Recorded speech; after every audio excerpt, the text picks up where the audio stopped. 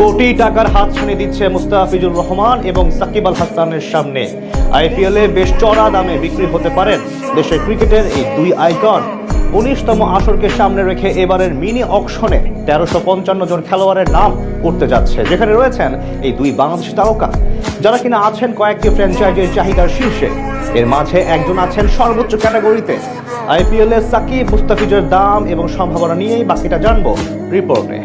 আইপিএলে দুটি জনপ্রিয় বাংলাদেশি মুখ কে কে সেটা আলাদা করে বলার প্রয়োজন নেই, যদিও দুজনের পথটা দুরকম। একদিকে মুস্তাফিজুর রহমান, যিনি লম্বা সময় ধরে খেলছেন আইপিএল এবং বিভিন্ন ফ্র্যাঞ্চাইজির হয়ে খেলার অভিজ্ঞতাও রয়েছে তার। অন্যদিকে আছেন সাকিব আল হাসান, তিনি অবশ্য তার ক্যারিয়ারে প্রায় বেশিরভাগ সময় কাটিয়েছেন কলকাতা নাইট রাইডার্সে। দুজনের যাত্রা দুরকম হলেও মিল আছে এক জায়গায়, আর সেটা হচ্ছে আন্ডার রেটেড পারফর্মার হিসেবে দুজনকেই তুলে নিয়েছেন সাফল্য। তবে তাদের ভাগ্য হয়নি আলোচনায় থাকা।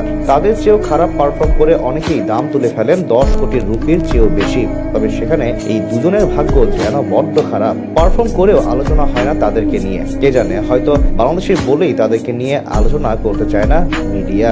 আলোচনা তেমন না হলেও এবারের নিলামে ঠিকই দুজনেই আছেন আলোচনা পাওয়ার মতো ক্যাটাগরিতে, যদিও এখানেই সব সময় থাকেন দুজনে। ক্রিকবাজের প্রতিবেদন অনুযায়ী আইপিএল এর 9 মৌসুম খেলা সাকিবের ভিত্তিমূল্য 1 কোটি ভারতীয় রুপি, আর শীর্ষ বিদেশি খেলোয়াড়দের ক্যাটাগরিতে আছেন মুস্তাফিজ। এই পেসারের ভিত্তিমূল্য 2 কোটি রুপি, অর্থাৎ এর চেয়ে দামি অবস্থায় থাকার সুযোগ নেই আর কারোরই। দুজনেরই এবার দল পাওয়ার সম্ভাবনা অনেক বেশি। গত আসরে সাকিবের প্রতি কেউ আগ্রহ দেখায়নি, কারণ নিষেধাজ্ঞার জন্য বোলিং করতে পারেননি। তবে এবার আর নেই কোনো বাধা, যেহেতু ব্যাটিং ও বোলিং দুটিই করবেন সাকিব, তাই তাকে ঘিরে আগ্রহ থাকবে ফ্র্যাঞ্চাইজিগুলোর। পিচকে নিয়ে আলাদা করার কিছুই বলার নেই, প্রতিবারই তিনি প্রমাণ করেছেন নিজেকে। খেলোয়াড় ছেড়ে দেওয়ার পর 10টি দল মিলিয়ে মোট 237.55 কোটি রুপি খরচের সুযোগ নিয়ে নিলামে নামছে। 14টি দেশের ক্রিকেটাররা এবারে নিলামে থাকছেন। আগামী 16 ডিসেম্বর অনুষ্ঠিত হবে নিলাম। যেহেতু কারো কাছেই নেই খুব বড় অঙ্কের অর্থ, তাই সবাই অল্প খরচে চেষ্টা করবে দল সাজিয়ে নেয়ার, আর সেজন্য কম খরচে সাকিব ও মুস্তাফিজ হবে দলগুলোর অন্যতম টপ টার্গেট। নিলামের জন্য প্রস্তুত করা 13 পৃষ্ঠার যে বিশাল তালিকা প্রকাশ করা হয়েছে, তাতে মোট 1355 ক্রিকেটারের নাম রয়েছে।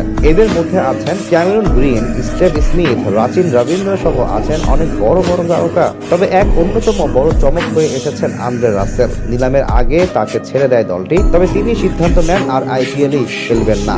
অন্যান্য ফ্র্যাঞ্চাইজি লিগে খেললেও আইপিএলে নিজের নাম নিলামে তুলে খেলবেন না অন্য কোনো জার্সিতে, আর সে কারণে এবার অবসরে গেছেন এই টুর্নামেন্ট হতে। তবে কলকাতার ডাগা উঠে বিভিন্ন রোলে দেখা যাবে তাকে। এদিকে আরেকটি চমক হয়ে এসেছে গ্লেন ম্যাক্সওয়েলের না থাকা। এবারে নিলামে তিনি নিজের নাম দেননি। সবসময় আইপিএল এর এক পরিচিত নাম তার, অথচ এবার তাকে না পাওয়া হবে ভক্তদের জন্য এক বড় হতাশা।